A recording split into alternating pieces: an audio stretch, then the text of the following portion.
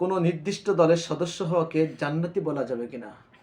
যে গুরুত্বপূর্ণ একটি প্রশ্ন, যে কোনো একটি নির্দিষ্ট দলের, আমাদের দেশে প্রচলিত ধারায় অনেক দল রয়েছে।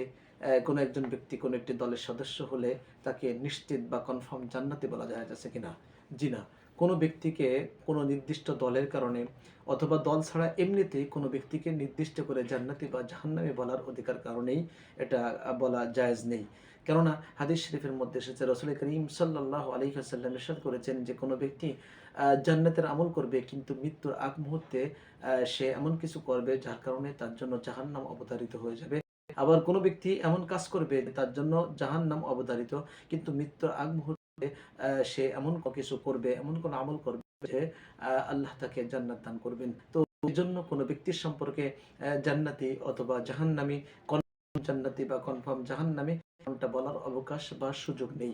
হ্যাঁ, তবে আল্লাহর রাসূল সাল্লাল্লাহু আলাইহি ওয়াসাল্লাম যাদের ব্যাপারে কনফার্ম জান্নাতি বলেছেন বা কুরআনুল কারীমের মধ্যে যাদেরকে জান্নাতি বলে ঘোষণা দেওয়া হয়েছে তাদেরকে জান্নাতি বলা যাবে।